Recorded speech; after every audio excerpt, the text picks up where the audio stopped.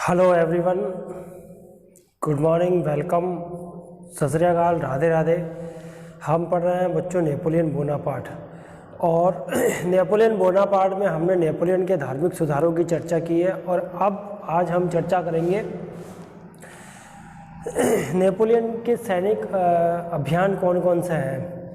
Napoleon के सैनिक अभियानों के लिए आपको यहाँ ध्यान देना होगा। यहाँ नेपोलियन के सैनिक अभियानों को पढ़ने के लिए आपको यहाँ देखिए, ये है बच्चों, इधर ये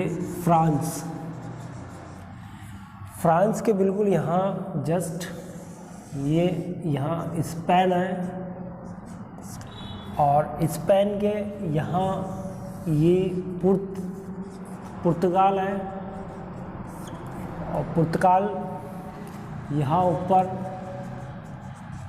बेल्जियम है, और यहाँ अगर हम बात करें उसको एक बार,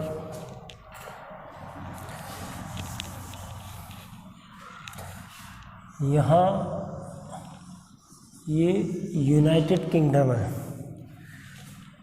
यूनाइटेड किंगडम का मतलब होता है ब्रिटेन। ये क्या है? ब्रिटेन है यहाँ पे। ये यहाँ इंग्लिश चैनल है, इंग्लिश चैनल। फ्रांस से जब हमको ब्रिटेन जाना होता है तो हम इंग्लिश चैनल पार करके जाना होगा। फ्रांस के इधर क्या है? ब्रिटेन है। और फ्रांस से हमें ब्रिटेन जाना है तो हमें इंग्लिश चैनल को पार करके जाना होता है। ये फ्रांस है, ये बेल्जियम है, ये स्पेन है, ये पुर्तगाल है। पुर्तगाल है यहाँ फ्रांस के पास में। ये स्विट्ज़रलैंड है। का नाम आप सब लोगों ने बहुत अच्छे से सुना है, नेपोलियन बोनापार्ट। यहाँ नेपोलियन का जो सैनिक अभियान रहता है वो सबसे पहले हम यहाँ ये एक नंबर पर रहेगा, यहाँ पे ट्राफलंगर का युद्ध। यह युद्ध हुआ था 1804 ईस्वी में। ट्राफलंगर के युद्ध के बाद यहाँ है आपके ऑस्ट्रिया। ये जगह कौन सी है? ऑस्ट्रिया। और ऑस्ट्रिया में यहाँ एक युद्ध होता है। यहाँ कौन सा युद्ध है? यहाँ होगा ऑस्टरलीज का युद्ध।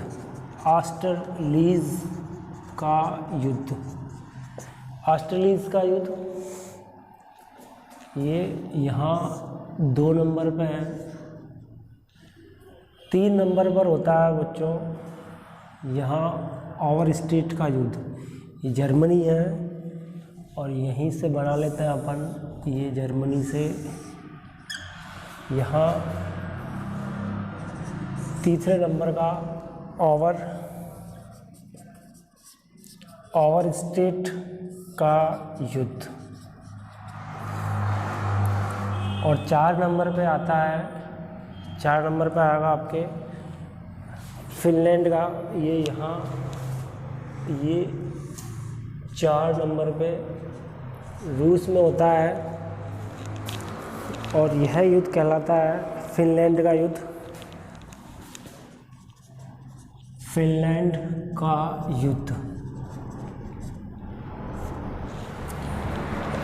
ये जो सिचुएशन आप देख रहे हो बच्चों, ये जो डायग्राम आपको दिख रहा है, इसमें पहले नंबर पे हमने देखा कि कौन सा युद्ध है? ट्राफलंगर का युद्ध है, 1804 है। और दूसरे नंबर पे हम देख रहे हैं ऑस्ट्रिया के अंदर ऑस्टरलीज का युद्ध होता है, जो नेपोलियन बोनापार्ट सैनिक अभियान पर निकलता है। ऑस्टरलीज का युद्ध 2nd नंबर पे है। 3rd नंबर पे हमने जर्मनी में कौन सा? ऑवरस्टेट का युद्ध देखा। और 4 नंबर पे रूस के अंदर फिनलैंड का युद्ध। 4 युद्धों की हम बात कर रहे हैं। पहला युद्ध किन किन के बीच में होता है? तो ट्राफलंगर के युद्ध में कौन कौन होता है? एक तरफ कौन है? Napoleon Bonaparte. कहाँ का राजा है? फ्रांस का राजा होता है नेपोलियन बोनापार्ट। ये फ्रांस का राजा है। और किसके साथ युद्ध होगा यहाँ पे? यहाँ आपके इंग्लैंड है, इंग्लैंड के साथ कौन है? प्रशा है, प्रशा के साथ कौन है? स्वीडन है, स्वीडन और ऑस्ट्रिया। प्रशा, स्वीडन, ऑस्ट्रिया, रूस और स्वीडन। ऑस्ट्रिया, रूस और स्वीडन। ऑस्ट्रिया है, स्वीडन है और रूस है, और इंग्लैंड इसमें है ही है बच्चों। तो इसको ट्राफलंगर का युद्ध कहा जाता है। इसको कौन सा युद्ध कहा जाता है? ट्राफलंगर का युद्ध क्या कहा जाता है। ये कब हुआ था? ये 1804 ईस्वी में होता है। और इस ट्राफलंगर के युद्ध में कौन विजित होगा? नेपोलियन बोनापार्ट विजित होता है। नेपोलियन बोनापार्ट की सफल रहा है यहाँ पे इस जगह। ये ब्रिटेन है, ब्रिटेन में पहले 1804 ईस्वी में ट्राफलंगर का युद्ध हुआ था। और फिर सेकंड नंबर पे आते हैं हम ऑस्ट्रिया में। ऑस्ट्रिया के अंदर ऑस्ट्रेलिस का युद्ध होता है। ये किन किन के बीच में है? या एक तरफ कौन है? फ्रांस, फ्रांस का कौन है? Napoleon Bonaparte. दूसरी तरफ ऑस्ट्रिया के साथ कौन है? प्रशा। ऑस्ट्रिया के साथ कौन कौन होते हैं? ऑस्ट्रिया के साथ प्रशा, ऑस्ट्रिया और रूस। प्रशा, ऑस्ट्रिया और प्लस रूस। यहाँ प्रशा जर्मनी है। ऑस्ट्रिया का राजा कौन है? ऑस्ट्रिया का राजा फ्रांसीसी। यहाँ रूस में अलेक्जेंडर प्रथम है। और ऑस्ट्रिया का राजा कौन है बच्चों? ऑस्ट्रिया का राजा फ्रांसीसी सेकंड है। कौन है? फ्रांसीसी सेकंड। फ्रांसीसी सेकंड। नेपोलियन बोनापार्ट एक तरफ था यहाँ, और इसके वर्सेस कौन है? इसके विपक्ष में प्रशा, ऑस्ट्रिया प्लस रूस। प्रशा और ऑस्ट्रिया का फ्रांसीसी सेकंड है, रूस का अलेक्जेंडर फर्स्ट है। इन सब ने मिलकर नेपोलियन के बीच में ऑस्ट्रेलिस नामक स्थान पर 1805 ईस्वी में यह युद्ध होता है, जिसमें नेपोलियन बोनापार्ट विजित रहता है।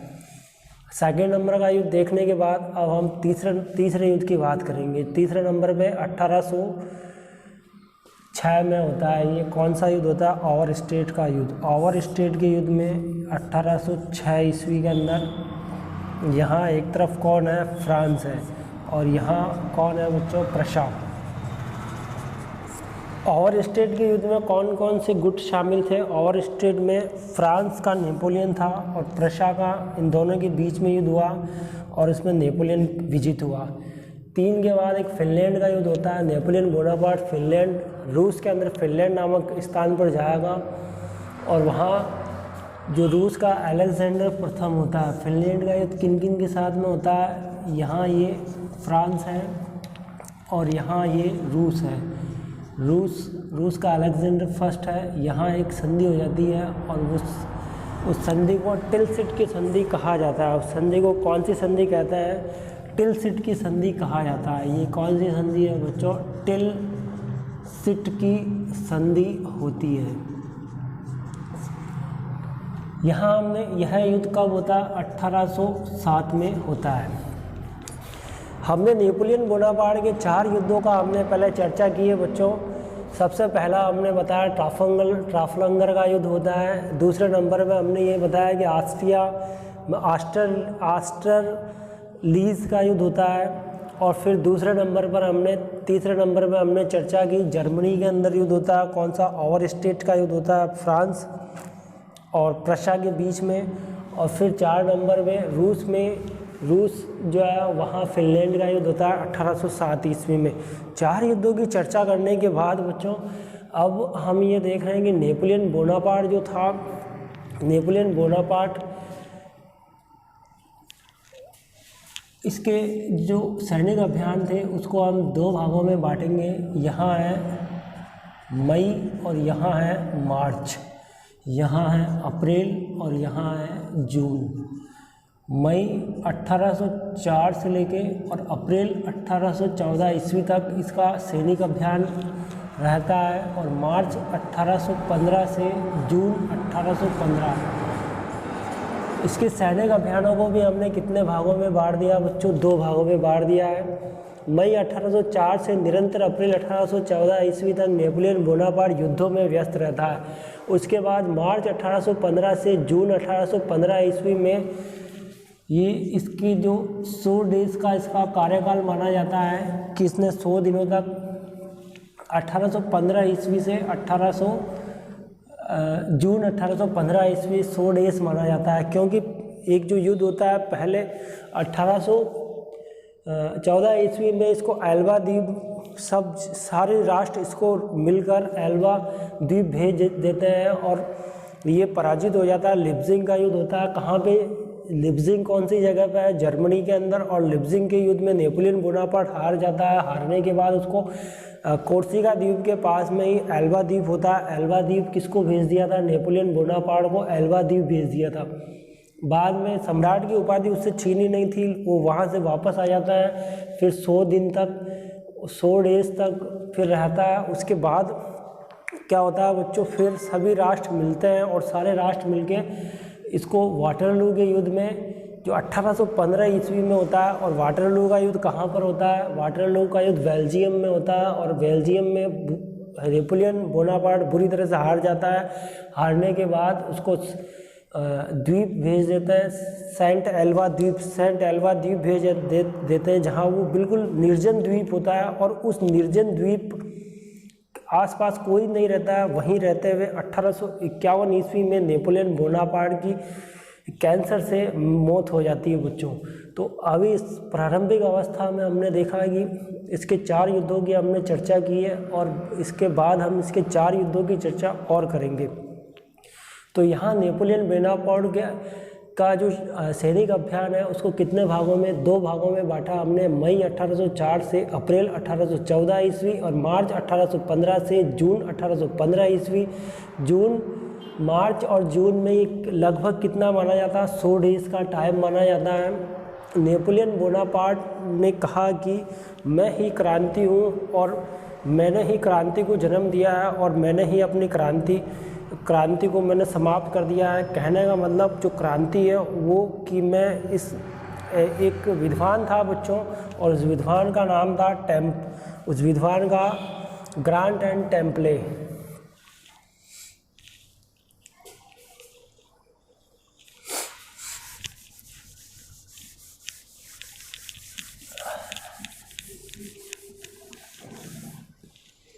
एक विद्वान है और इस विद्वान का क्या नाम है बच्चों? ग्रांट और टेम्पले। ग्रांट और टेम्पले ये एक नहीं 2 विद्वान हैं। ग्रांट और टेम्पले ने कहा कि नेपोलियन बोनापार्ट ने कहा कि मैं क्रांति हूँ और मैंने ही अपनी क्रांति को समाप्त कर दिया है। क्रांति का मतलब होता है यानी माँ, और इसने कहा कि मैं इसका बच्चा हूँ, मैं शिशु हूँ, मैं जो है शिशु हूँ कि मैंने ही क्रांति को जन्म दिया है और मैंने ही क्रांति को समाप्त कर दिया है। ये किसने कहा था? नेपोलियन बोनापार्ट ने कहा था। नेपोलियन बोनापार्ट की पहली पत्नी कौन थी? जोसेफिन थी। और नेपोलियन बोनापार्ट जोसेफिन से नेपोलियन बोनापार्ट सेटिस्फेक्शन नहीं थे, क्योंकि जोसेफिन से कोई जोसेफिन ये कौन है बच्चों? इसकी पहली पत्नी थी। और मैरी जो है इसकी दूसरी पत्नी का नाम है। मैरी लुइस इसकी दूसरी पत्नी है। और नेपोलियन बोनापार्ट को लिटिल कॉर्पोरल की उपाधि प्रदान की गई थी। और इसको लिटिल कॉर्पोरल का मतलब होता है बच्चों रैंक। और रैंक जो होती है रैंक एक जी लेफ्टिनेंट सेना में था और सेना में एक पद होता है रैंक, इसलिए इसको लिटिल कॉर्पोरल कहा था। दूसरा जस्टिन, नेपोलियन बोनापार्ट को दूसरा जस्टिन भी कहते हैं क्योंकि इसने एक विधि संहिता बनाई थी। कौन सी संहिता बनाई थी बच्चों? एक कानून बनाया था, न्यायिक सुधार किए थे, पोप के साथ समझौता कॉनकॉर्डेट समझौता किया था। चर्च जो था उसको राज्य से अलग रखा था, राज्य का नियंत्रण चर्च पर रहेगा।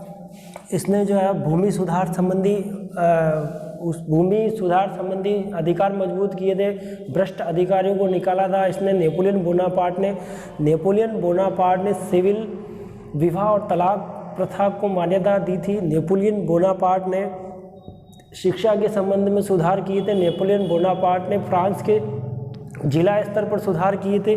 तो ये Napoleon Bonaparte little corporal rank, और दूसरा जस्टिन भी कहा जाता है। नेपोलियन बोनापार्ट की एक उपाधि और है, man of destiny. Man of destiny भी इसको कहा जाता है। डेस्टिनी भी नेपोलियन बोनापार्ट को कहा। 3 उपाधियाँ, इसकी कितनी उपाधियाँ हो गई? पहली उपाधि कौन सी है? लिटिल कॉर्पोरल उपाधि है पहली उपाधि। दूसरी उपाधि कौन सी है? दूसरा जस्टिन कहते हैं इसको, और तीसरी उपाधि है man of destiny. Man of destiny इसको कहा जाता है। एक विद्वान हुआ था बच्चों, और उस विद्वान का नाम था रूसो। रूसो ने सबसे पहले ही बोल दिया था कोर्सिका द्वीप, जहाँ पर इसका जन्म हुआ था, कोर्सिका द्वीप 15 अगस्त में नेपोलियन का जन्म 15 अगस्त 1769 ईस्वी में नेपोलियन अरे हो गया बस मेरा, बस हाँ बस हो गया, बस 2 मिनट। नेपोलियन बोनापार्ट रूसो जो था एक विद्वान, रूसो ने ये कहा कि कोर्सिका द्वीप है, और कोर्सिका द्वीप है 15 अगस्त 1769 में नेपोलियन का जन्म यहीं पर हुआ था। रूसो ने पहले ही कोर्सिका द्वीप के लिए कह दिया था कि ये ऐसा द्वीप है जो आने वाले समय में एक चमत्कार करेगा, इस तरह पूर्वानुमान लगाया था रूसो के लिए